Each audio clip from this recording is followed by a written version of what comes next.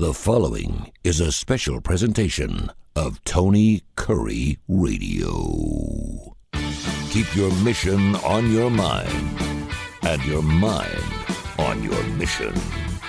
This is Mission Minded with Michael Coleman. Time to get it on. It is Mission Minded with Michael Coleman. It just rolls right off your tongue, doesn't it, Michael? Isn't it great? Keep your mind, your mission, your mind. We get into all kinds of great talk about businesses and non-for-profits. We take your email questions. We have a couple more we'll get into here. Go to TonyCurryRadio.net, TonyCurryRadio.net, and you can go ahead and become a bonehead and leave your email questions. And again, thanks to the thousands and thousands of folks who listen to us every single Wednesday right here at noon and 7. We have Livewire Wednesday after this show. And, of course, go to Spotify, search Tony Kurre Radio, or search Mission Minded with Michael Coleman. You can go back and listen to 20 or 30 different episodes we've already done when it comes to a non-for-profit. And more than anything, Michael's a brother from a different mother, man, and I just love talking with him every single week. And we got some very topical stuff we're going to get into this week. First of all, how are you doing? Everything good? You staying cool? Well, in the summer in Alabama, it's a very difficult thing to do, but I am somebody who seeks out the cool and can always find a place somewhere. You'll always, cooler heads will prevail, and you have the coolest head in the business.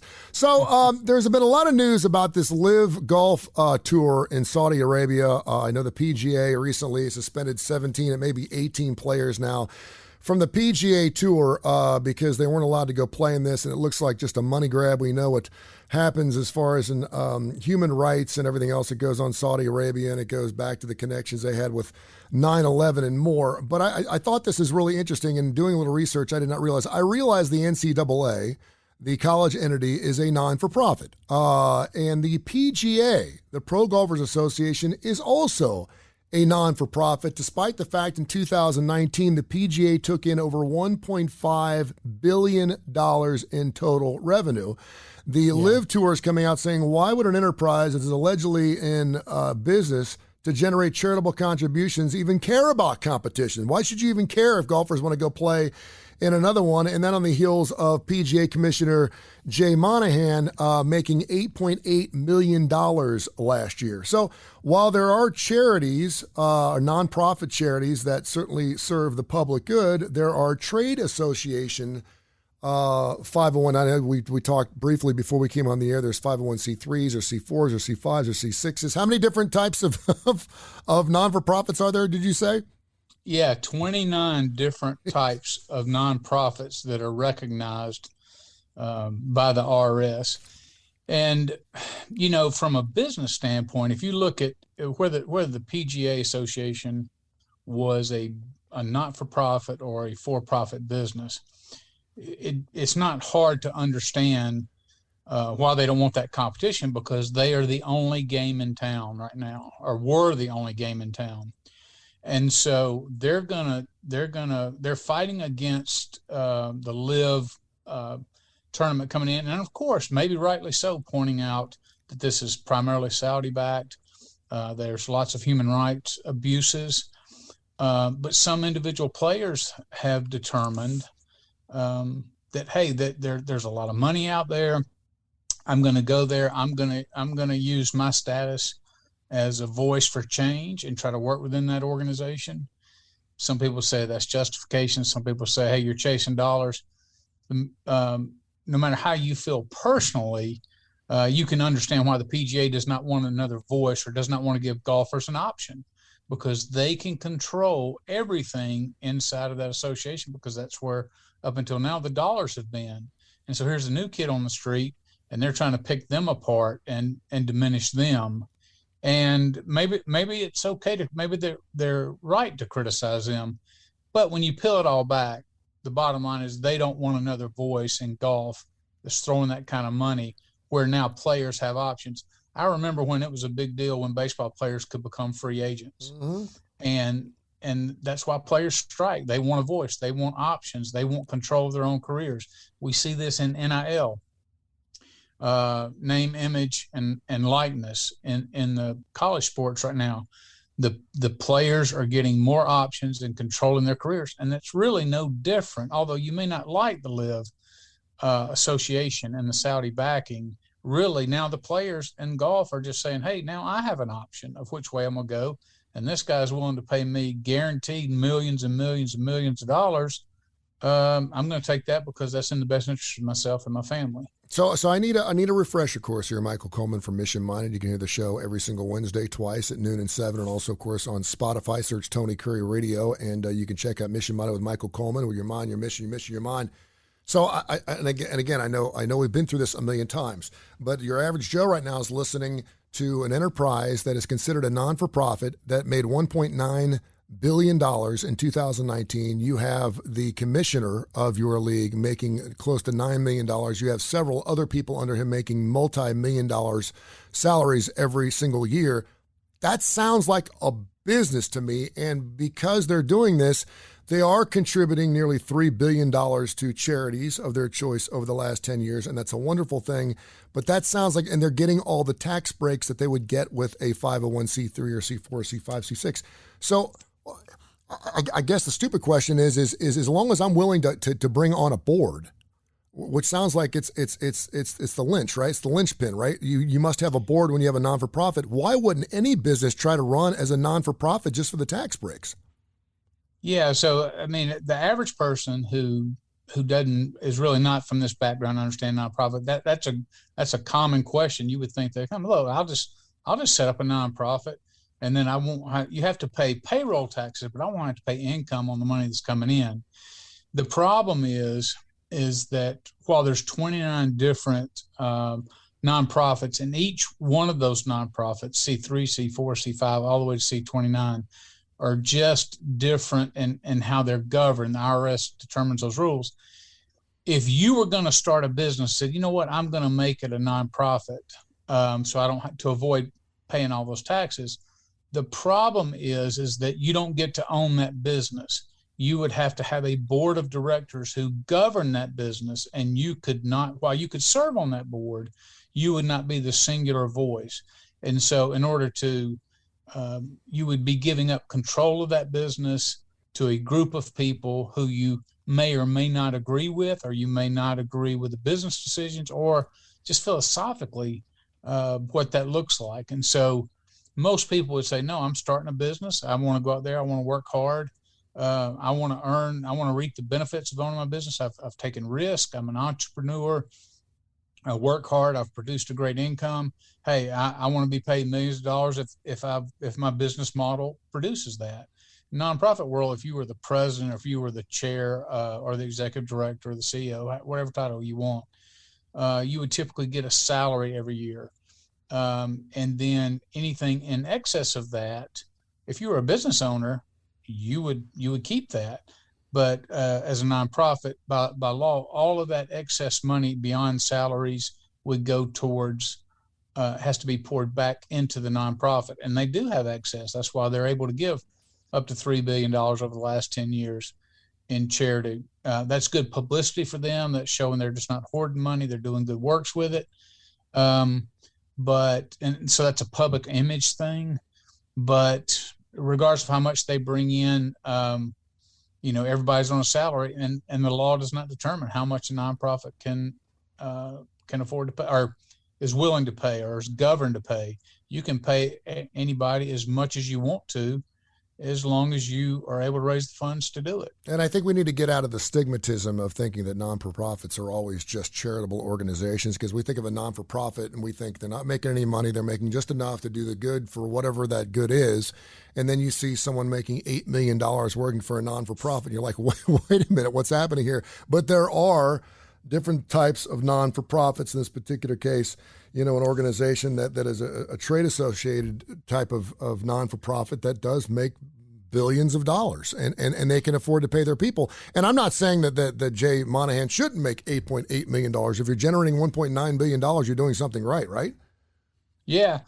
And so there's advantages, and it's working within our law. This is the system that's been set up. The key difference, and the vast majority of nonprofits that our listeners are going to run into are going to be the 501c3s. Now, it's the most heavenly, I started to say heavenly. There's nothing heavenly about the IRS process, but it's the most heavily restricted structure, the 501c3, because only the 501c3, I believe, allows people who donate to it to also take that money off their taxes. And so they just don't give out those IRS designations. You have to officially file. You have to file your 990 each year to be able to, which basically gives an accounting for everything you did with your money, gives an accounting for who's on your board. You have to provide that every year in order to maintain that status for people to take a tax deduction. Other nonprofits are not, like I said, near as tight, and you have everything from social welfare organizations to, like I said, trade associations or just different kinds of groups. Some retirement funds are different governing nonprofits. And you just have to look into the specific rules of each one. But just in general, you're going to run into your 501c3s.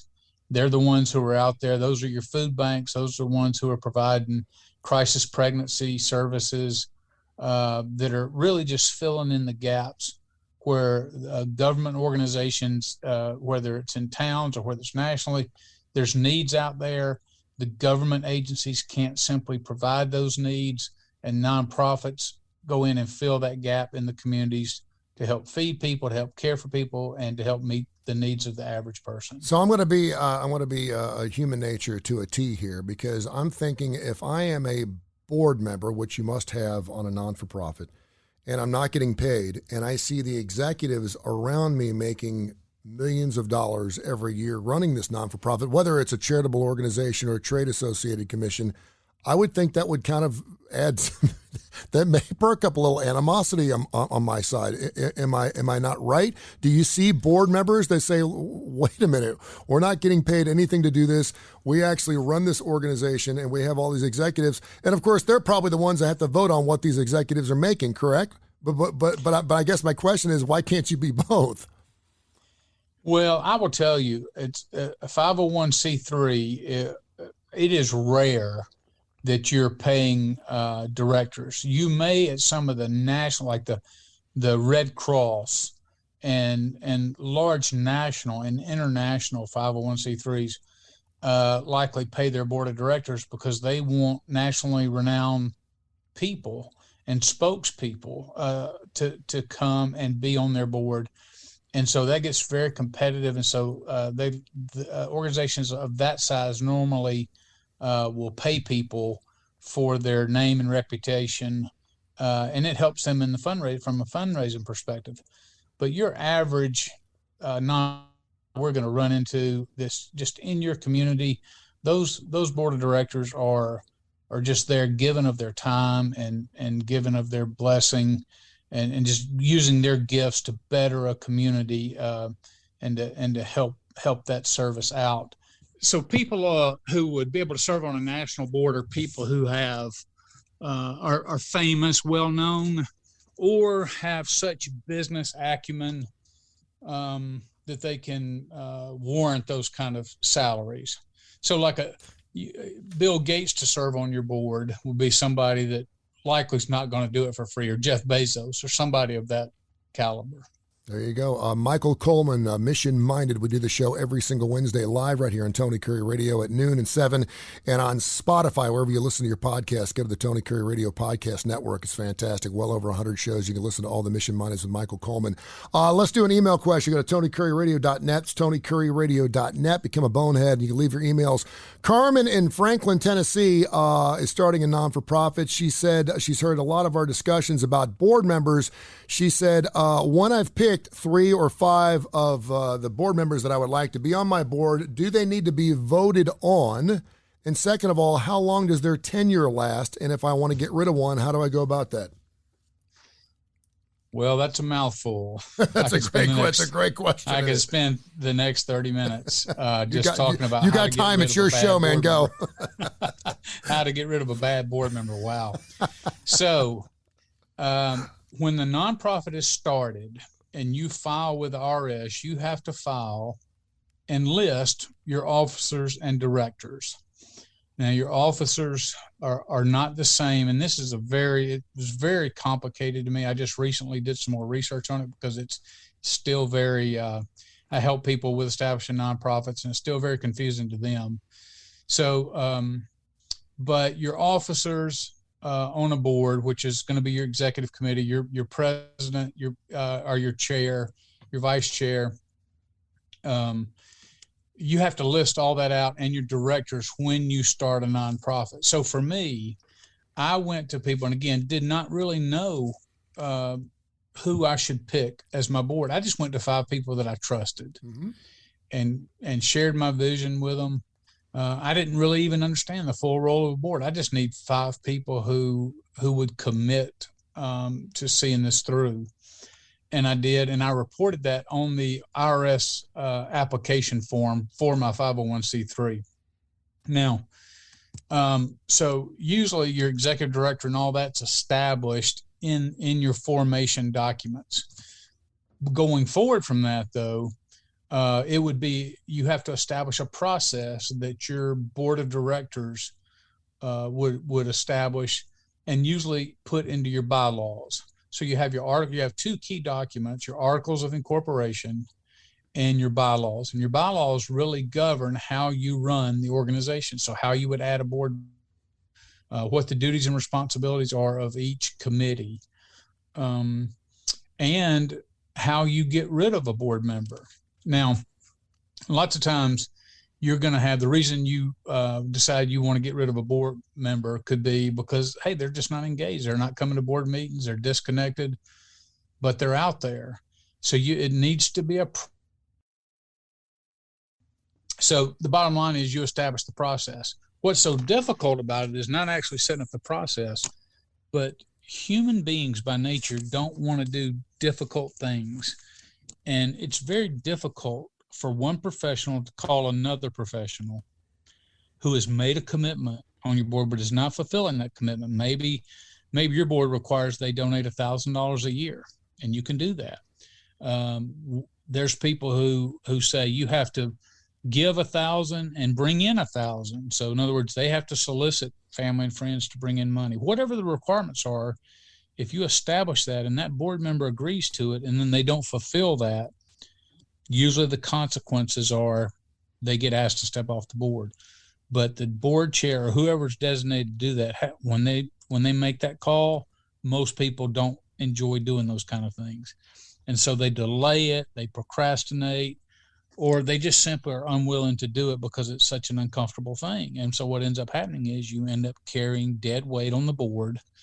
And the other board members who are right there on the fence lose their sense of urgency sometimes. So it's just a bad thing overall.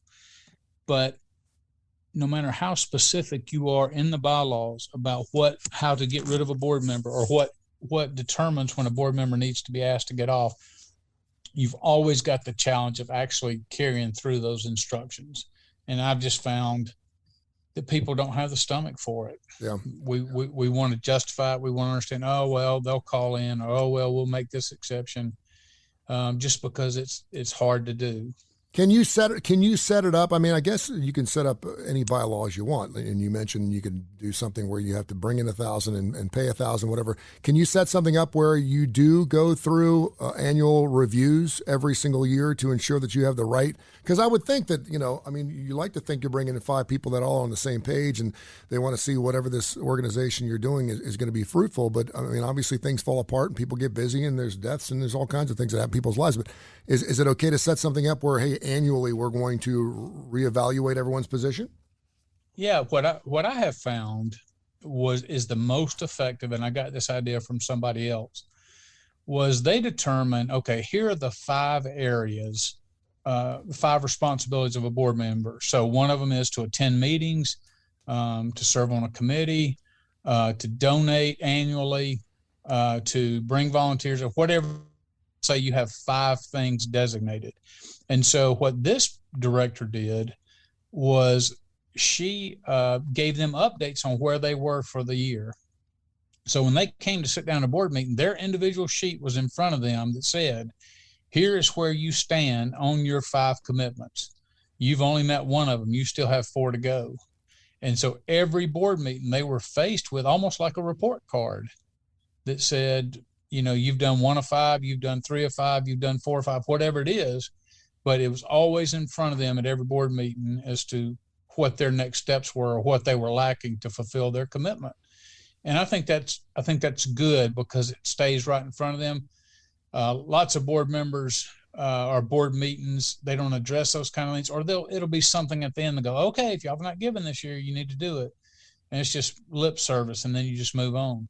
But if you put it right there in front of every board member, say, you are being evaluated.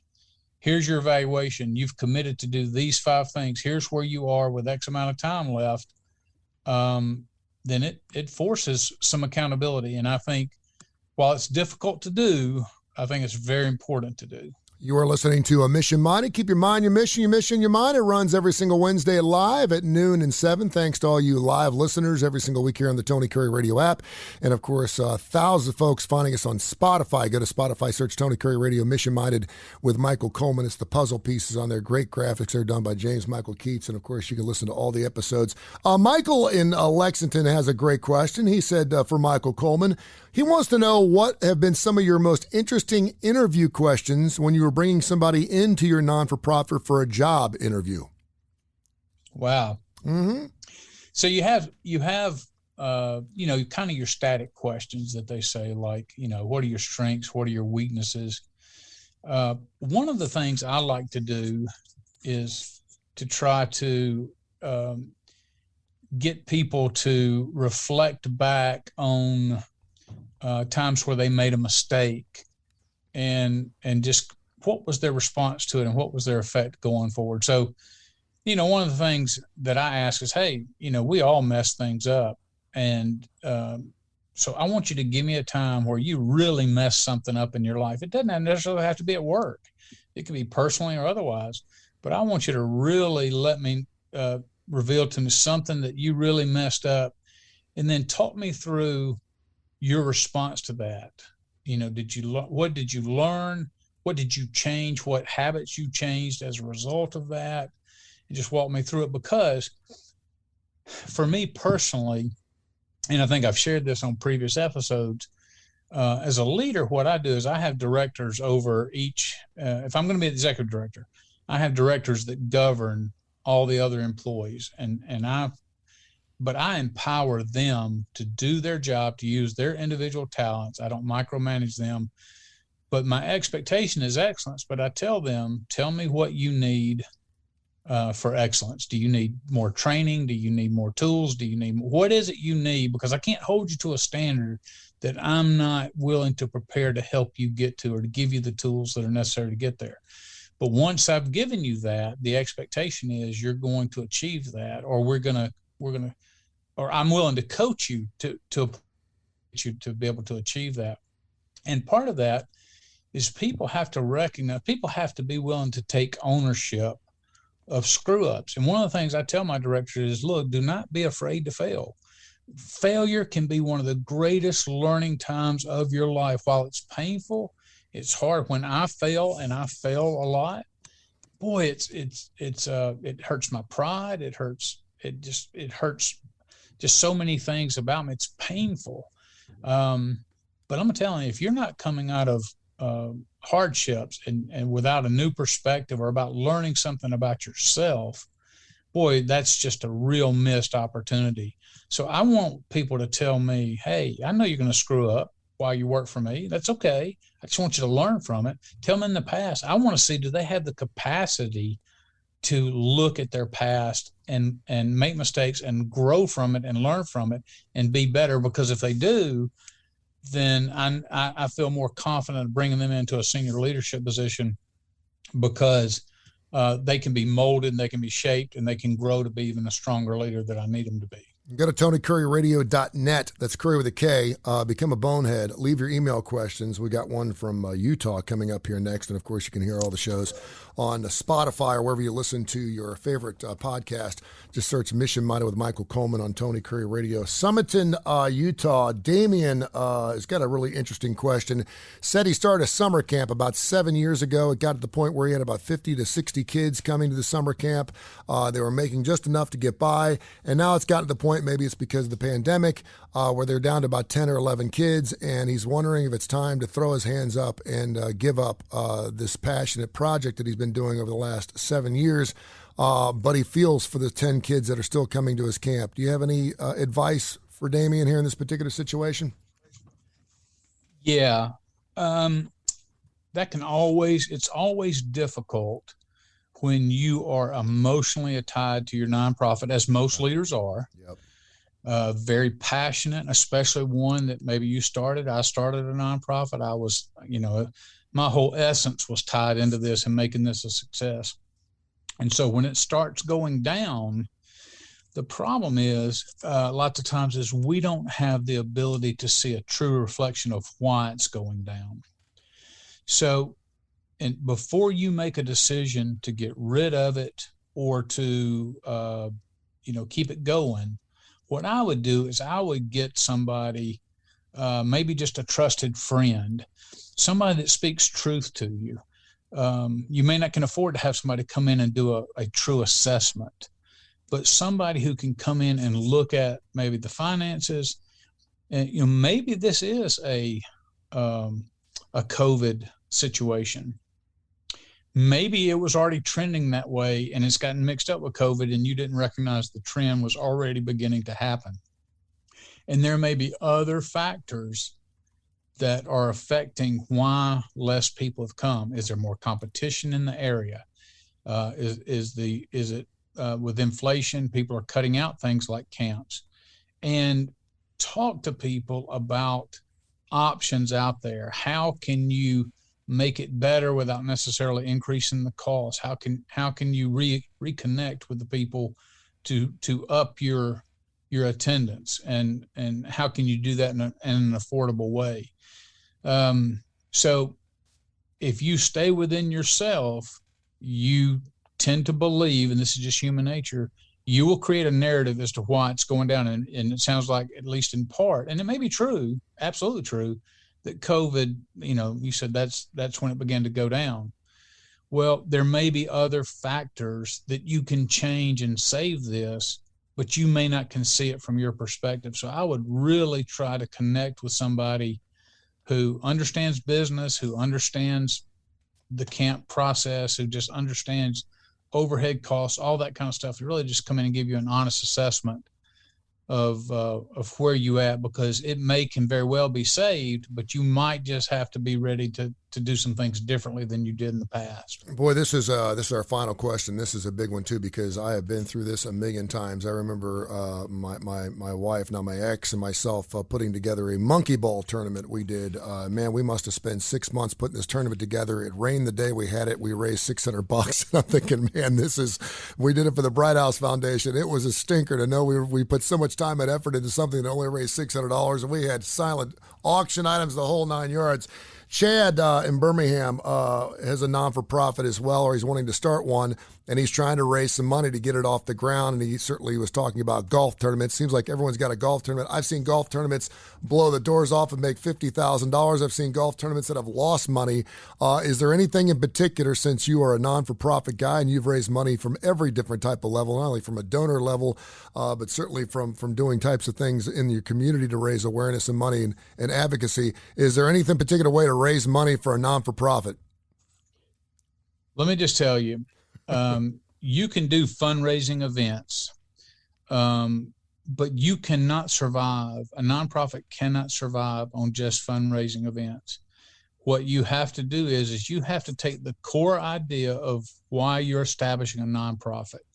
Because if it's a 501c3, it has to be for the well-being of the community. And so what you have to determine is what is the need that you're addressing? What is the impact? And what is ultimately the change? In other words, you're coming in here, here's somebody, the condition of someone, you're going to come bring services, and you're hoping to take them from point A to point B. What you have to describe a picture of what that looks like and the impact that you're going to be making. And you have to tell that story. You have to share people. You have to share with people. You have to connect their hearts to your mission. And then what happens is What I used to always use, so-called fundraisers. We would do a race. Sometimes we do a golf tournament. Sometimes we do other things.